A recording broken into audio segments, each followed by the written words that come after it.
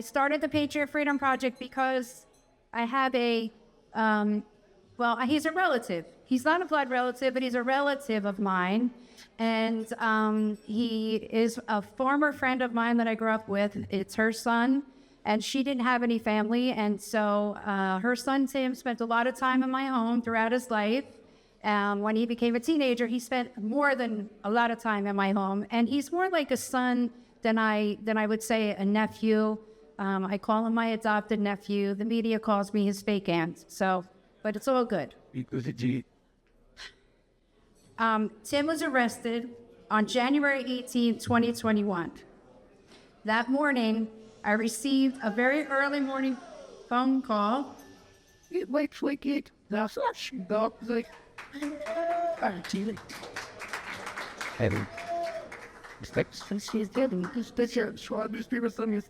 Thank you, cousin.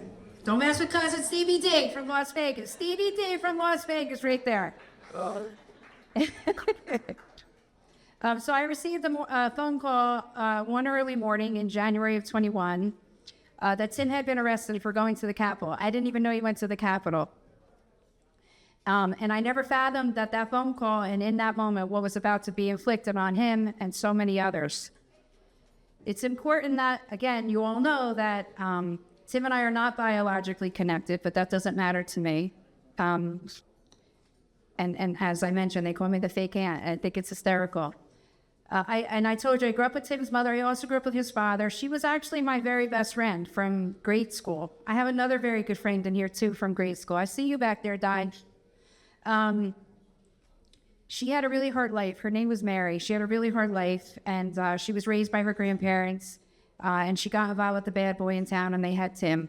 I knew when Tim was born, he was going to be in for a really, really hard life.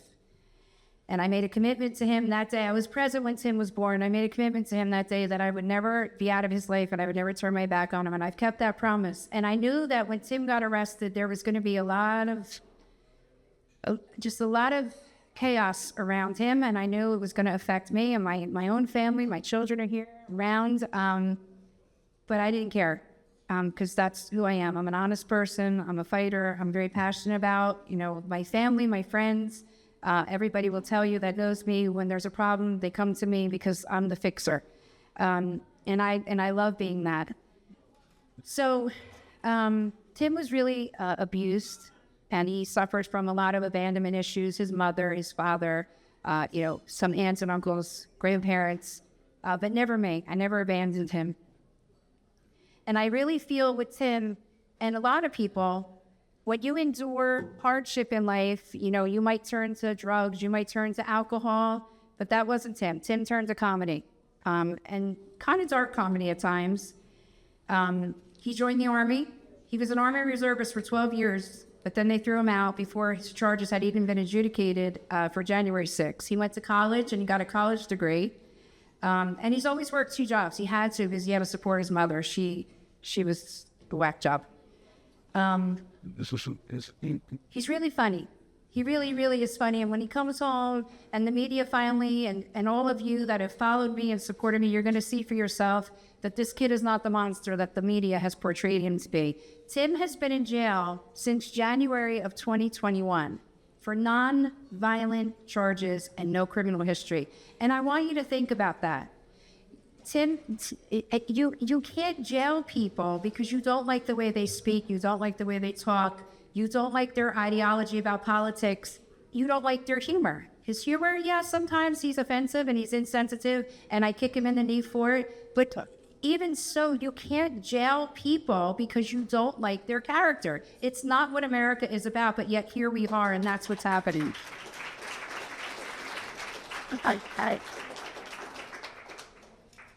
When Tim was arrested, he was raided by not only FBI, but he was raided by NCIS because he lived on a military base. They waited for him to get off work at 11 o'clock at night. He was in his brand new truck that he had for about 5 weeks. He drove it off the base. They descended on him like he was an animal. They pulled him out of his truck. They threw him to the ground. They stepped on his legs. We're going to have to get MRIs and everything for his knee because he still can't walk on his knee almost 3 years later. They interrogated him. For all you lawyers in here, They interrogated him for 6 hours without a lawyer. They didn't even let him call me or anybody, his best friend, nobody. He couldn't call an attorney. And Tim, being the true person that he is of truth, you'll never catch this kid in a lie, he basically told on himself.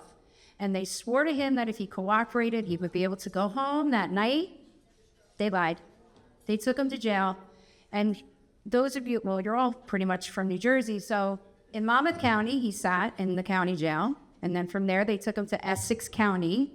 From Essex County, the marshals picked him up. They brought him to New York. From New York, Tim never flew at this point. I want you to know that. Even being in the Army, he never flew on a plane. They picked him up in New York. They flew him to Oklahoma, flew him back to West Virginia, drove him to Virginia, and then brought him to D.C. where he sat for, I think, 20 months he was there. Now he's here in New Jersey. He went to trial last year. He was sentenced in September of 22, and he sits in Fort Dix prison here in New Jersey. And we hope and we're praying that in the next 3 to 4 weeks, we're going to see Tim's release. Please pray for him.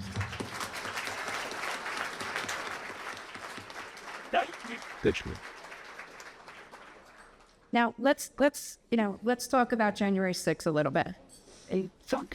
When I first got involved in this, in my head, it was all about, just everybody. Everybody had to get out. Everybody had to be released. And I don't not think that now, but my thinking has changed a little bit. You can't assault the police. You can't assault the police. End of story. My father was a wonderful cop in Bradley Beach for almost 30 years. My husband's a cop. There's a ton of cops in here. You can't assault the police, period. But we need to get to the bottom of what happened on January 6th and why a lot of people felt they had to defend themselves against the police. I've seen so much of the video. I've watched so much video. Some of it's hard to watch. I won't lie. Some of it is very hard to watch. But people that committed murder, rape, hurt children, armed robbery, they get bail, they get bonds, but January 6th defendants can't get bail or bond. Some have. We have to keep it real. Some have. Guys, come on. Let me get through this, please. Some have. Thank you, John. Thank you, John. Thank you, John. And I feel, everybody has been lumped into the same basket. And a lot of people have been convicted and, charged, tried, whatever, because of association. You talk about Derek Evans, right? He didn't do anything. He literally went inside with his sweatshirt on. I think he had a sweatshirt on. I don't remember what you had. I'm thinking of maybe the gray sweatsuit picture, but he didn't do anything. He was inside for a very short amount of time. He's on video telling people to stop and to behave in the whole 9 yards. And for that, he should be charged with a felony, convicted of a felony, take a plea deal on a felony, and be on supervised release. He's got 4 children. In June, I had a lot of the January 6 families here. We had an event here, and we had a donor, a great donor, helped us bring down the families to the shore, and they stayed in Point Pleasant for the whole weekend, and it was wonderful. And Derek came with his beautiful wife and his amazing, family. He's got 4 little babies.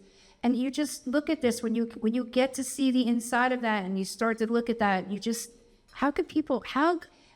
my thing is how does Merrick Garland or Christopher Wray or the prosecutors for that matter, the judges, how do they lay their heads on a soft pillow at night?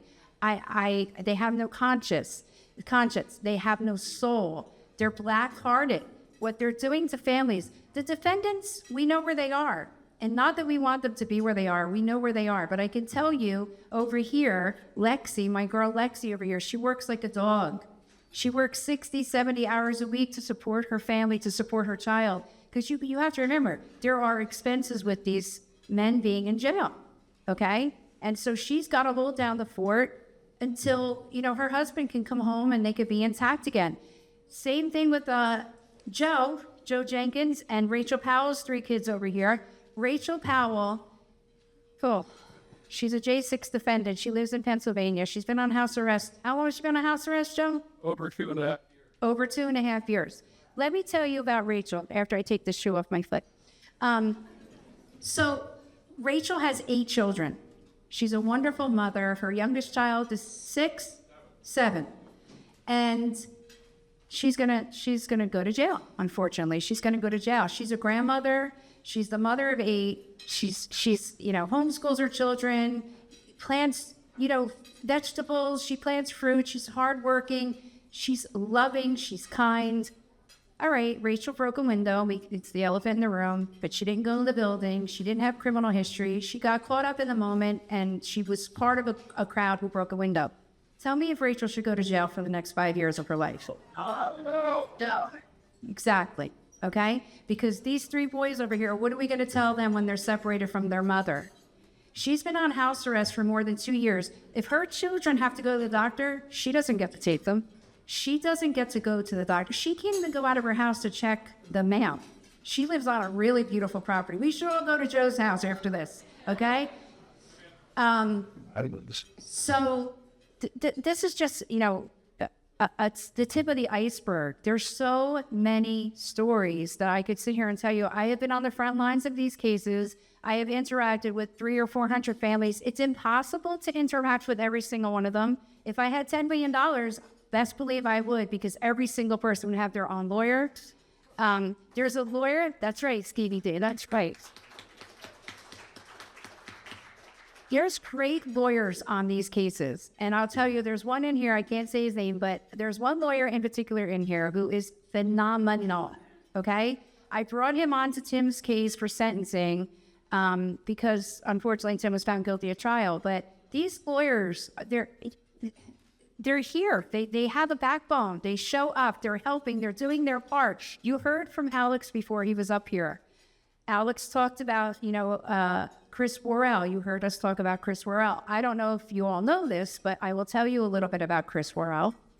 Chris Worrell was in the D.C. jail for Alex 9 months, I think. 9 months. Until Alex got him out. After he had already had one attorney who didn't do, diddly squat for him, and we brought Alex on the case, and Alex was the one who got him out, which is really unheard of at that point, okay? So Alex gets him out, and he's on a very strict house arrest. Well, he had a curfew, and then he didn't, because they took that away. But Chris has cancer. Chris had cancer. Chris was denied his cancer medication when he was in jail. Chris had episodes where he would pass out. He collapsed one day in the jail, broke his wrist, no medical attention, okay? These guys in the D.C. jail, and I want to tell you something else, because I'm not afraid to speak the truth and the facts, okay? But I got to tell you this. You can't believe everything that you read. You really cannot believe everything that you read. I promise you that a lot of things that you hear from different people in the J6 world is not true.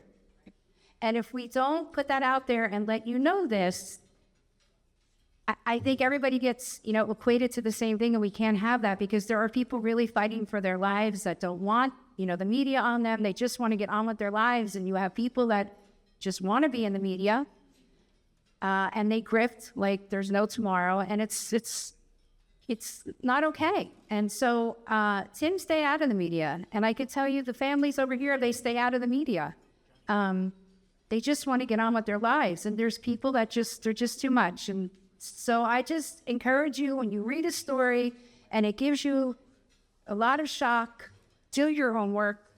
Don't just read that story and believe it's true. Please do your homework and go to other outlets, go to other sources. Call me up. I'm not going to mention the outlets here, but I want to, but Sharon won't let me. But I can't, because it would be wrong. But I just say to you, please do your homework, because a lot of stuff is just not factual. And that's the stuff that we have to separate from President Trump. We have to keep that stuff away from President Trump, because we all know one thing about President Trump. He loves his first responders, his police, his military. And we have to keep him separated from that.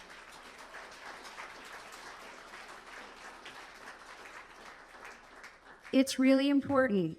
Because if he's going to win, and I have to say this, and I'm saying this as Cynthia Hughes, because, I got to be careful here, but if he's going to win, and some people will tell you that he is, we can't have him associated with people that assault the police, because that's not what he represents. He would never, ever, ever condone that.